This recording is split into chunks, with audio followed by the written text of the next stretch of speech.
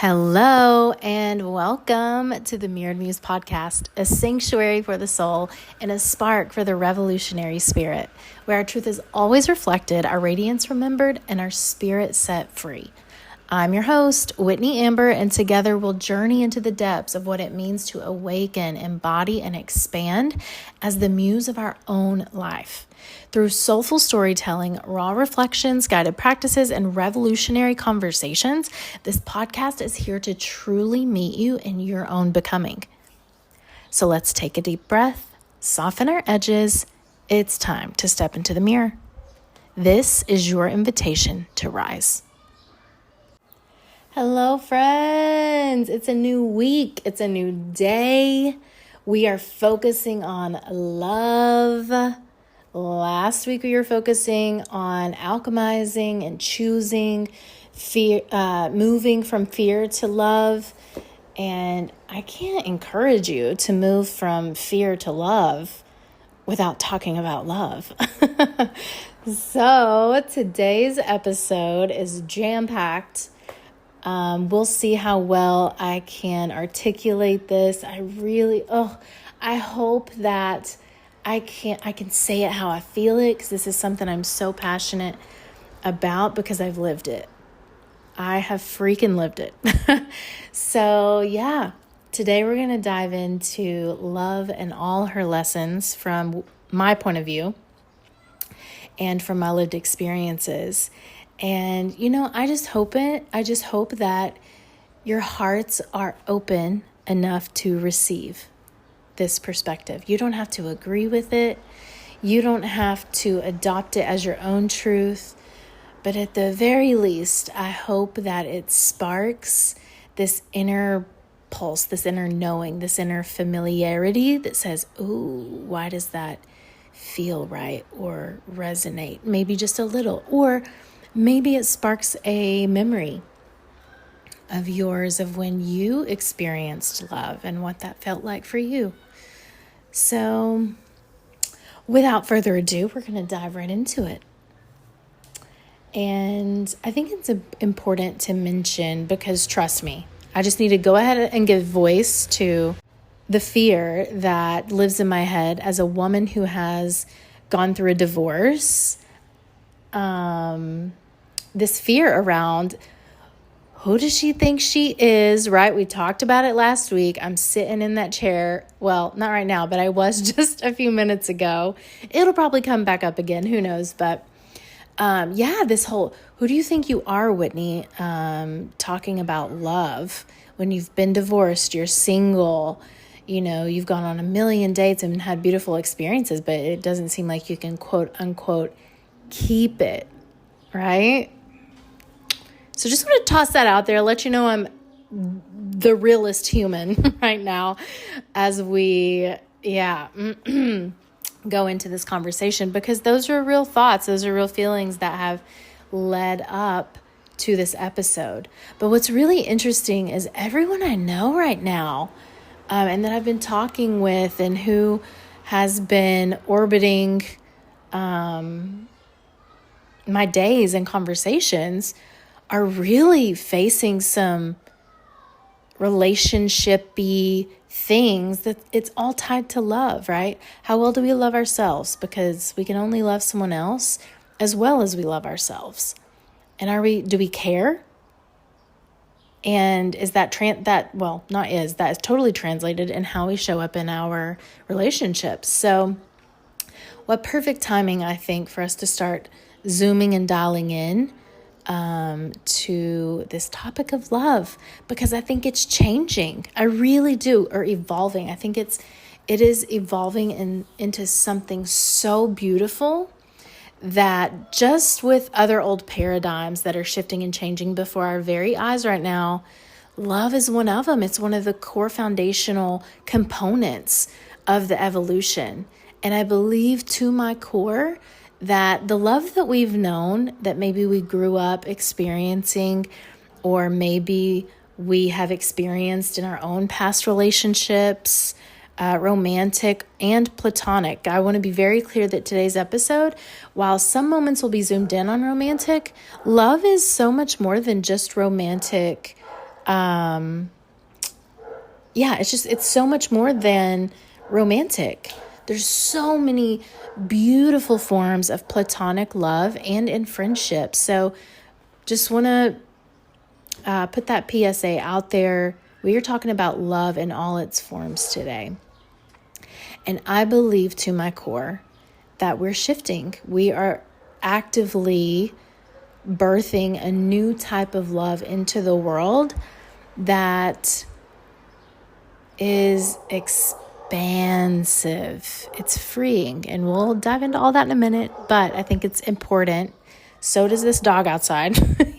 He is giving me all the hallelujahs in the background. I'm so grateful for that. So, yeah, love is changing. It is expanding. It's opening. And oh my God, I just want, if in all of my moments that I have experienced this type of love in all the different forms, God, what I could do if I could just bottle it up and pour it, sprinkle it even, just a sprinkle over every heart in the world. It's a game changer. It really is a game changer. And I am so grateful, so grateful to be on this journey of recognizing it, appreciating it, honoring it, and just feeling it in that moment, however it shows up. So I want to share it with you now. Okay, I've given 3 prefaces. We're really going to dive in now. All right, love in all of her lessons according to Whitney Amber. So this is not the gospel, but it is my lived experience, and I hope that it resonates. And to kick off this conversation, I want to talk about, this is hard. This does not feel good. It gives me a little bit of the ick, if I'm honest, but it's the truth. And that is talking about what I used to think love was. And I very much thought it was something that I held on to, that you hold. I thought it was a feeling to keep safe at all times, guard it, do not let it go, protect it because it's rare. I thought love was a person to call mine. Ownership, possessive, maybe a little bit. It's true. It's so true. I thought that when I met the person and I had love for them, that by calling them mine was the trophy, that was the destination, that was the win all in all of life. Done. Checked it off the box. I thought love was a future to build around someone else. Do you see these external emphases I had on love growing up? It's like I had this idea that love existed in a limited supply outside of me. And if or when I found love, like I said, I must catch it and keep it. Kind of like what you would do with a butterfly or a firefly, what we call lightning bugs in the South. So then what I've realized is, and what life continuously seems to be reminding me of, which is honestly really beautiful, and that is that real love, the kind that lives in the pause between words, in the conversation maybe you didn't want to have, or that you were fearful or nervous to have, but you're in it, and there's the pause, and it lets you breathe, and it might signal that, okay, I'm okay. No one's leaving, no one's mad, no one's angry. Real love is in the way strangers meet eyes on walks and long flights, which is, okay, these are 2 of my favorite ways, because nothing is spoken, but it's felt 100%. And then I always love to see how long the other set of eyes will linger and connect with mine. It's very interesting. What I'm also learning is real love. It's the way your body exhales with someone new who somehow feels like home. And I have experienced this once in my life very, very strongly. And the safety that brings. This kind of safe love, it doesn't need to be kept. What I've learned, and I'm still learning, is it just needs to be felt, appreciated, reciprocated for sure, and to be witnessed. To be honored when it comes and not gripped if or when it goes. Because love isn't something we get. We can't reach out and grab it. And if it doesn't stay, that does not make it any less real. It's something we become, this love. It's innately who we are. Now, that might sound contradictory for a second, but think about that. If it's innately who we are, and we know nature versus nurture, there's got to be some unlearning in order to fully embody and become it. This love, it's something I'm still, guys, learning how to let move through me. Without needing to name it, without needing to control it, or make it mean more than it does. And lately, it's been showing up in every corner of my life, if I'm being honest. Sometimes soft, sometimes a little wild, but nonetheless real. Because love has many forms, but it's always felt, always. So, think of this episode as one where I'm opening the door into what love is teaching me right now. Not from a pedestal, but from the very human, messy, gorgeous middle of it all. What it feels like, what I'm unlearning, and what I still maybe don't have words for, but am choosing to trust anyway. So this whole idea around possessing love, holding it, keeping it, that has been the biggest breakthrough unlearning for me.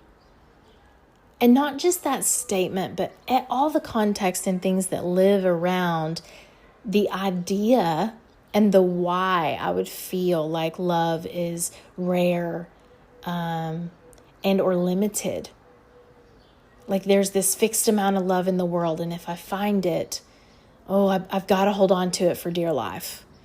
Now, I could connect that to so many different inner child moments, but I'll spare you.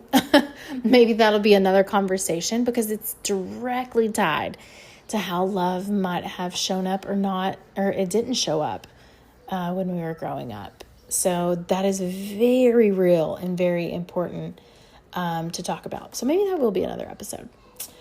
But isn't that interesting? And it was only last week where I was doing some journaling and having a conversation with a friend where I was like, oh my God, friend, it's pretty obvious that I had this belief whenever I was younger.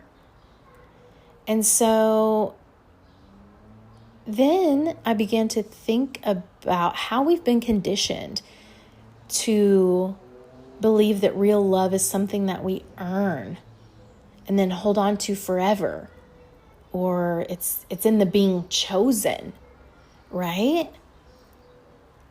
But love isn't any of those things. Actually, those things are an illusion for sure. Sometimes lust can show up in those ways, but that's not love. Because the love that's real isn't possessive. It is expansive. It opens up all possibility. All possibility. It exists in the moments, in the small moments where it's just felt in presence, in energy, and in resonance. I think what I've learned is love is more beautiful than a trophy, than a piece of jewelry. It's not this big shiny thing we receive from performance, as a trophy would be, right? It's a total transmission. And this is why it's so important and it matters so much who we are and who we choose to be in relationship with. Because it is a transmission. We're transmitting our energy to the other, and then we're taking on their energy as well.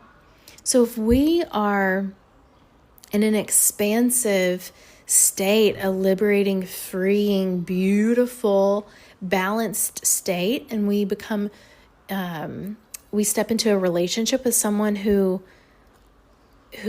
maybe is not in a similar place, and maybe who embodies a lot of different core beliefs and insecurities and fears, we're taking those on. They start to creep into our energy field, and they start creeping into our mind and asking questions. And now sometimes that's to help us grow, right? But I bring this up because it's so important that if you start to feel like you're coming out of alignment by being in the relationship, that's when you start to pause and really ask the bigger questions. Because this new love that we are birthing in the world right now, as I speak through this phone, it is a transmission, and it's so much more than we've been told love is, and maybe that we've even been shown. And most importantly, love, friends, love is to just be felt. Just feel it. For the longest time, I was so used to chaos and uncertainty and fear and anxiety and security, all of these things, rejection, abandonment, all of these things I was so used to that when I did encounter love, it shook me, but not in an aggressive way, in a peaceful, reassuring, steadying kind of way. And it's taken me a while to be able to sit and to really feel that love. I'm just being honest. Because then the phase of being able to decipher what is love versus what is an attachment, that season fell upon yours truly. And this is tricky. But what I can say is attachments feel, every time I think of like an attachment in a relationship, it reminds me of anxiety, right? Like when we experience anxiety, we have a variety of different physical symptoms that are very real, that we feel, that maybe mimic much larger illnesses and diseases that exist in the world, right? But at the end of the day, you're handed that slip from the doctor that just says anxiety. It's similar with an attachment, because when we are and I am speaking from experience right now, okay? Like a very recent experience with this. When we have an attachment with someone, it feels like love, because attachments that show up romantically and platonically, actually in friendships, for sure I've experienced this. But attachments tend to mimic precisely how a parent showed us love or didn't show us love, or told us they loved us, but that showed up in ways of manipulation, in ways of mistrust in ways of things that did not exude peace. And love is peace. So when we're in an attachment, our nervous system is it's like, yes, we know this. We've been here before. This is familiar. But it's not love. It's replaying a pattern, an old definition, an illusion of how love, quote unquote, has shown up in our past. But it is not the same. It's so similar. It's like the knockoff brand, right? That you can't quite tell the differences in the logo other than the lack of peace. When we're in an attachment, friends, it usually lacks peace, and it usually taps into our insecurities and anxiety. Period. And with love, it's not perfect, right? True love is not perfect. And now we can have love for someone without the true connection exuding and being in totality love. Like when we're attached to someone, we're attached again because we may not believe that better exists, because this is how this human, whether in a friendship or romantic partnership, is showing up, is so familiar to us. We may not think anything better exists. But your body will tell you. Your emotions will tell you. If there's no peace, it's typically an attachment. And love doesn't always mean staying. It doesn't. So let me just insert a little personal share here, okay? This is uncomfortable, but I'm just going to share it. So I have recently let go of someone that I was attached to. Someone that I still to this day have so much love for. 1,000%. I have so much love for this human. But what I realized is I had become attached. Because this human being is the one that I experienced this liberation, this liberating love, this expansive, just, oh my God, freeing, passionate. It steadied and it stirred me simultaneously, like, oh, it's in my mind. This connection, this encounter, this relationship with this human was the catalyst that allowed me to see and know that this new love exists, and this feeling that I've had since being a small girl, that, oh, wait a second, maybe that does exist. And so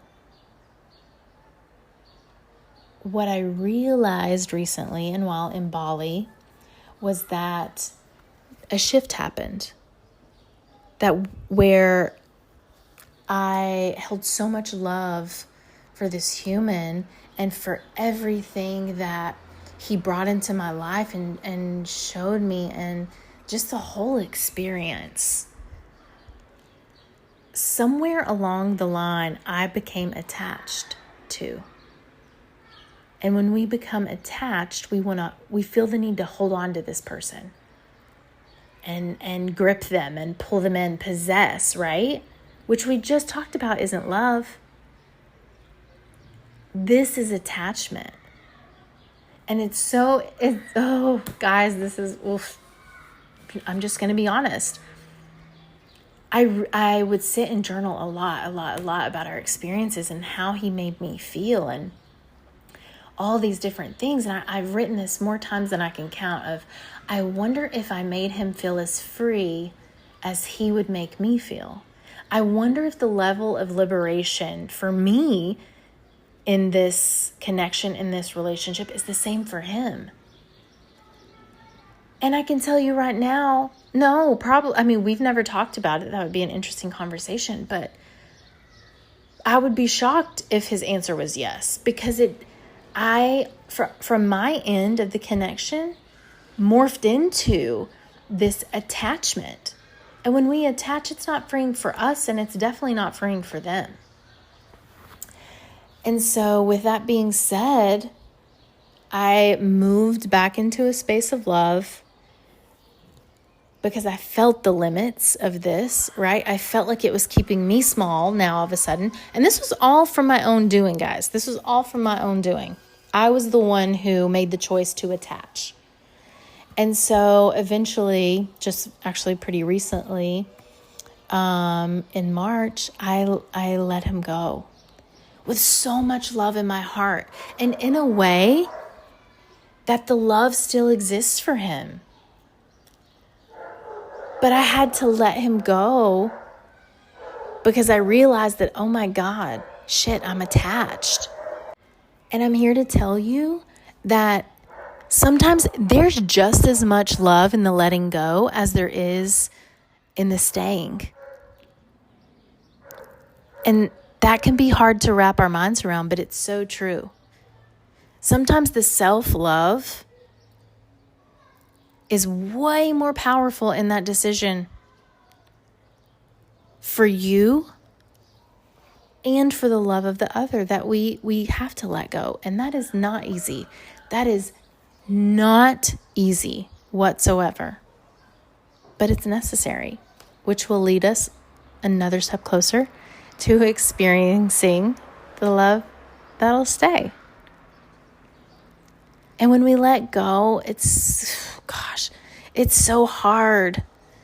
And it's so human. We feel all the emotions that a lot of times we don't want to feel. And when we feel those negative emotions, such as sadness, anger even, right? In this situation, for myself, I had created this attachment so deeply that as a result, I felt anger, I felt frustration of not being chosen. When really the whole time, my heart and soul and whole being was begging me to choose myself. But I was so fixated on this external source of love coming from this person. And while, yes, the experience could not be more real, and yes, it 100%, it changed me. It changed me on so many levels. When we choose to let go, that does not negate any of that. Again, the transmission still occurs. But at any point in time, if we choose to attach and we choose to want to grip and possess and hold on, that's when we start to suffocate love for real. For me, an attachment says, I need you to feel, be, or do X, Y, Z because I don't feel or can't do or be X, Y, Z on my own. And that's the lie. That's the lie, friends. So the worst thing we can do for those of you navigating attachments right now, and you're feeling that the limitation of it, you're feeling the lack of peace in that relationship, the worst thing we can do is to continue to lie to ourselves.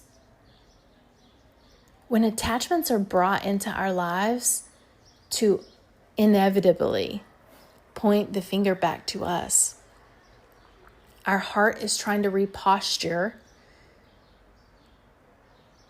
and allow us, beg us sometimes, like in my experience, Whitney, just choose yourself. Love yourself. Pour all this love and all this energy that you're trying to pour into keeping this human. Let's just stop. Just stop. And look yourself in the mirror, girlfriend. Choose you. Love you. Because once you start doing that, then you're not going to need, right? I'm not going to need someone else in my life to fulfill a void. So I just wanted to share that about attachments, because that has been, such a game changer. And the minute I let go of this beautiful human, I cannot explain to you all of these little tiny moments that were so many just in a day of how love would show up and how I would witness it. Friends, it sounds butterflies and fairy tales, but I'm here to tell you it's my lived experience. The minute that we let go of that thing that's so hard and we choose ourselves, we love ourselves, we step more into alignment, which only allows the more aligned, real, expansive, liberating love, this new love, to come, because then we become a magnet for it.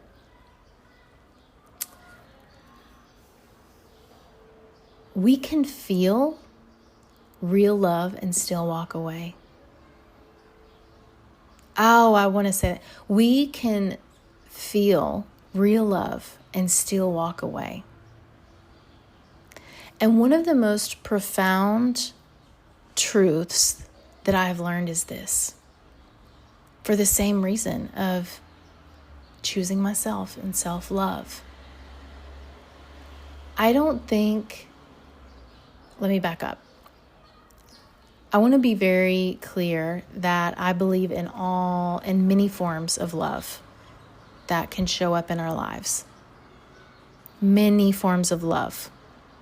We're going to talk about this more in the next episode, but I believe in many forms of love.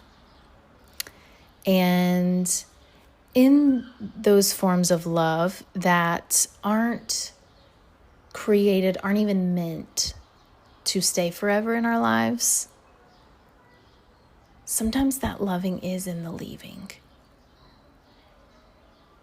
And maybe some of you are in relationships right now where you're feeling that, and you know that. You may not be ready for it, but you know it.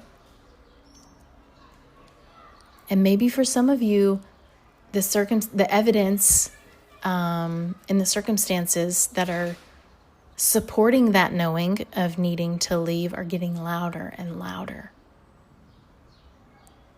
But you can walk away and still love whoever you're with, whatever that walking away looks like, whoever else is involved. You can walk away and still love them.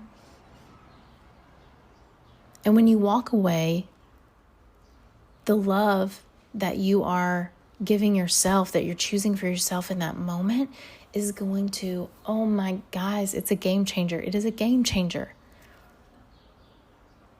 To leave in love is not something, I don't think, in my experience, that is talked about enough. Because I think a lot of times the leaving is automatically, immediately painted as a loss. You lost, you gave up, unsuccessful, hard to love, can't stay in a relationship, can't work things out, fail. That's not true. That is so not true. And I think that, this is an internal just knowing that I have as someone who has left many situations, friendships, and romantic partnership, that everyone gets so caught up in the statistic of divorce. And that's a fear tactic. I'm here to tell you right now. Because what's on the other side of that is an empowered human making a decision that is best aligned for them to leave. Of course, it's not going to be praised to leave. And I'm not here to encourage divorce or whatever. I'm not here to do that. But what I am here to do is empower you to make the best decision that is the most aligned to you and that you already know. No one needs to tell you. You might need to be reminded, but you know what that decision is. You know. So real love doesn't always mean forever. It just means truthfully felt.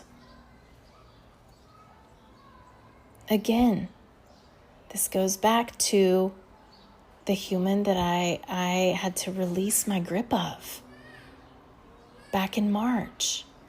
Oh, I had to apologize because I realized that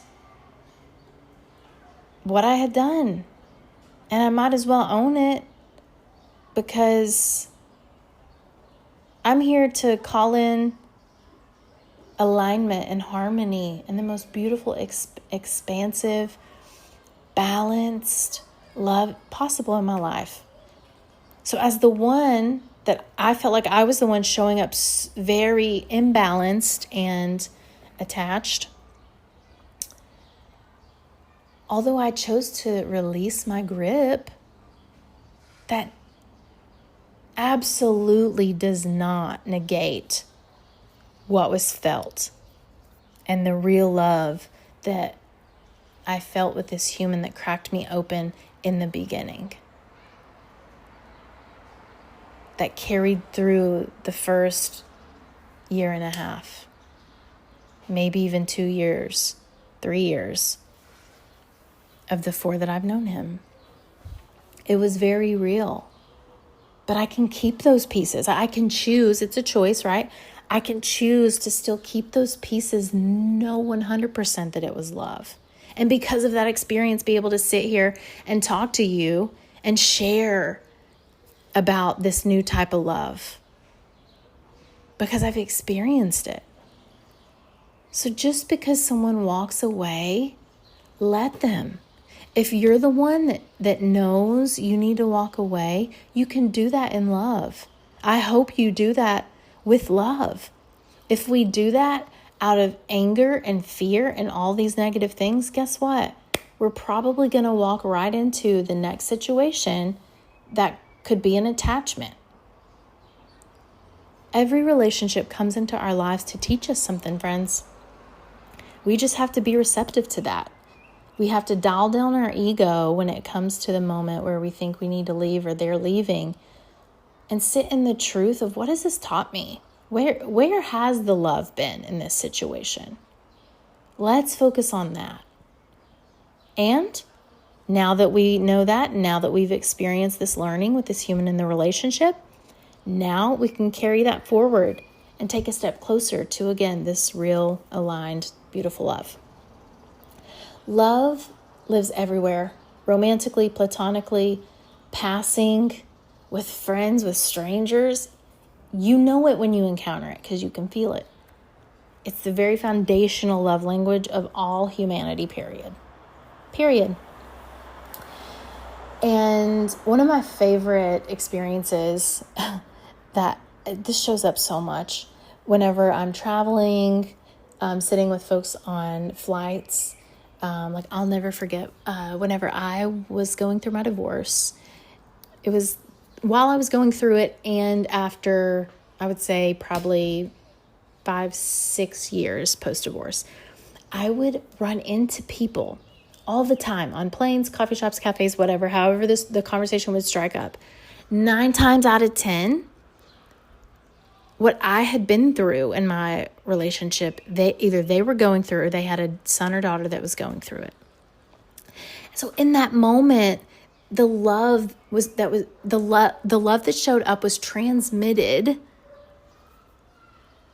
in the way of a similar experience where we could hold each other and assure her or him that, look, like, I actually just went through this and I'm okay now. It sucks. It's hard.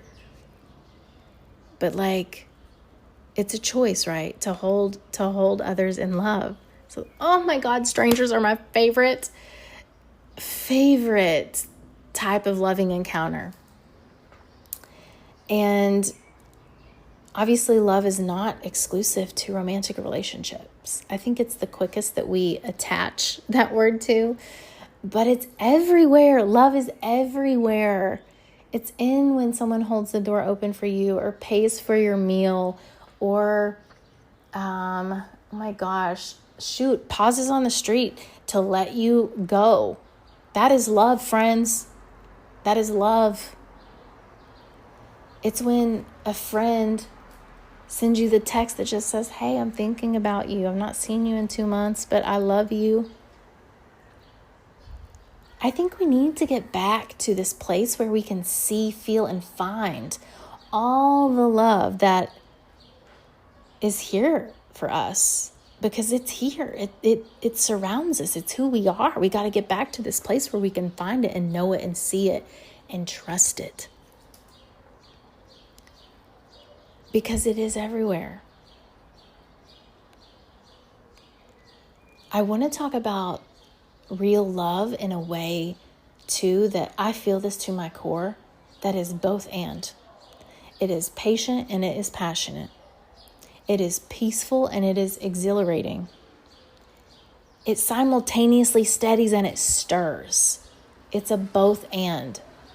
Both and is expansive. There's no limit to it. Both and makes peaceful just as true as exhilarating. This is the energy, friends, that absolutely defines the kind of love that I'm actively calling in. Not love that demands, but love that expands. I think that we've been sold a binary truth about love that doesn't reflect the wholeness of true connection. And I'm done with that. Yes, I've been single for 9 years. I'm owning all of that. But guess what? In these 9 years, I've learned about slowly steady on my sometimes what feels like turtle speed pace. But I know it exists. I've experienced it. So I'm absolutely calling it in. It's both grounded and electric. It's rooted in truth and not fantasy. But let me tell you, those fantasies are there. They're still there. It's sweet and it's got spice. It's not about completing me. It's about reflecting me. That's what I want. A partner in adventure for sure. But one who also knows how to hold space and allows the freedom to thrive and expand between us. I want someone who feels just as free in the relationship as I do, free in evolving and free in staying. That is love. And I promise you, it exists. Some of the things that I still sit with and that I ponder a lot and that I don't have all the answers for, but I see and I'm seeing glimpses of, okay, we're getting closer. I want to share those with you. And these are questions for sure, because I want to also remind you that I'm not the expert here. I'm shoulder to shoulder in this with you. But my life experience is starting to reveal these answers. So some of these questions. How do we stay open without attaching? I will say, I do think this one's coming in form of self-love. The more I love myself, the more I don't feel the need to attach to somebody because I'm already whole myself. So that one I feel like is close to being answered. The next one, can we let love be enough even if it doesn't become something more? Oof, I've loved to really learn this one. I said that backwards. I've really learned to love this one, to allow love to be what it is. And that's okay if it doesn't become something more. I can appreciate it for what it is now. Am I able to hold love without gripping it? Yes. What does it mean to stay soft in a world that tells you to be guarded? Because that's love too. And the one that I'd really encourage you to think about and ask yourself is, what if love's purpose isn't always permanence, but presence? What if love's purpose isn't permanence, but presence in the choosing every moment, every day to be present?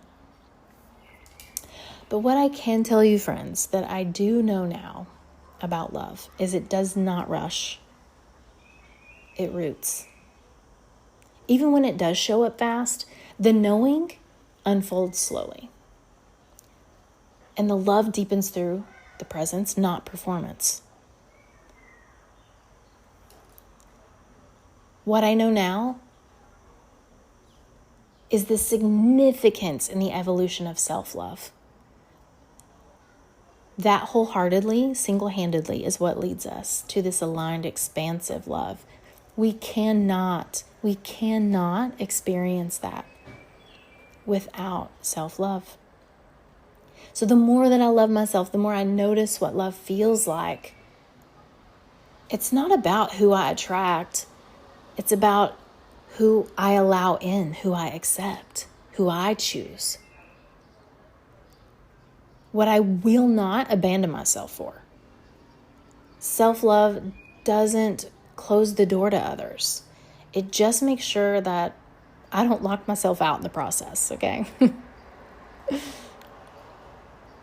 One more thing that I know to be true about love. It's in the little moments. Love lives in the in-between. In the texts that say, thinking of you, in the silence someone makes space for, in the way they remember how you like your coffee. Oh, you like your bed made? Let me make that for you. I'm not going to tell you. I'm not going to boast about it. I'm just going to do it because I know that you love that. I really think we miss so much love that's right in front of us, that's waiting for us, because we're looking for the fireworks. But the love happens way before the fireworks. It's always in that little spark, you know? So don't overlook the simplicity. I hope you find it everywhere. And what else I know about love to be true is real love does not ask you to compromise your voice. Real love doesn't ask you to disappear. It doesn't punish your power or shrink your sound. Now, it might stretch you. I hope it does. But it will never silence you. If you have to lose your voice to keep the love, friends, that's not love. I'm going to say it again for our fellas in the back. If you have to lose your voice to keep the love, that's not love. Walk away. Walk away. Sis, walk away. It's not love. Love will never silence you. And the last thing that I know to be true about love is it is never wasted. Never. It is never wasted. Even if it ends, remember, even if it never became what you hoped it would be, the love is never wasted. Even if it wasn't returned the way you gave it, it was never wasted. Because if you loved, you learned. And if you say you didn't learn anything, I'm going to hand you that magnifying mirror that shows you all the things you don't want to see. Because it's there. Friends, it's there. Let's be honest with ourselves. Because every time you love, you become more of who you truly are. That's what I know. Those 5 things I know to be true about love. Today, on July 2nd, which is my nanny's birthday, y'all. Oh my gosh, happy birthday, Nan. Today, I know the love is never wasted. I know love will never silence you. Love is in the little moments. We can experience this new type of love without self-love. And love doesn't rush. It's patient. It roots. So with that being said, I was journaling this morning because I knew this. Guys, I put off recording this episode till now. It's pretty late here in Spain and early afternoon in the U.S., but I've been putting this off. But this morning I was trying to focus and I really wanted to speak about love in the way that I feel it, in the way that I know it to be true, while I'm in the middle and I'm in this in between. I don't have the partner yet, right? I'm not with him, which isn't the typical way we show up and talk about love, right? We wait till we're with the partner and then we're like, okay, here he is. Here's this love. Here I am. Look at me now. I'm glowing, right? Because those are the real side effects of love, let's be honest. But I am in this in between. And so this morning I want to share with you the definition that feels so true and real of love and what love is to me. So love, it's the quiet permission to fully be seen without needing to be understood. It's not fireworks or fate or perfect compatibility. It is presence. It is noticing. It's being intentional. It's choosing to stay soft in a world that hardens. Love is the way that you exhale around certain people. It's the laugh that escapes before you can think. It's the phone call you answer when you're tired and you just want to go to bed because you want to hear their voice. Love is a rhythm. It's not a role. It's not something we fall into. It's something we create over and over again through honesty, through listening, through leaving when staying would mean betraying ourselves. To me, love is a mirror, but not always a sweet one. It shows us the parts of ourselves we forgot, abandoned, or still don't know how to hold. And sometimes it teaches us through loss, endings, or distance way more than through the physical touch we experienced with them. Guys, love is not the finish line. It is not a destination. It's very much the practice. It's absolutely the presence. And it lives and thrives in the pause. It's not measured by longevity. It's measured by depth, by how free you both feel inside it. It's the way the world reminds us we were never meant to do this alone. So if love is teaching you something too right now, please let it. Please let it. And feel it. Don't rush to define it. Don't try to make it last forever. Just be in it. Let it open you, rearrange you, mirror you. And trust that every moment you allow yourself to feel it, you're becoming more of who you're here to be. I don't know about you, but I feel so much lighter to finally have had this beautiful conversation. It has been burning from the inside of me for so long to just speak to you about and to share the thoughts and the feelings and the possibility, the promise, actually, of what really exists for us. So,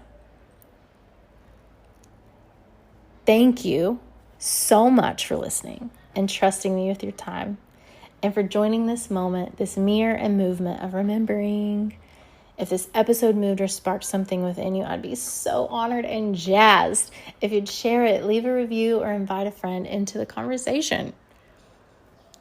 You can find more reflections and resources and community on our Instagram page at The Mirrored Muse. And until next time, stay wild, stay soft, and never forget you are the muse.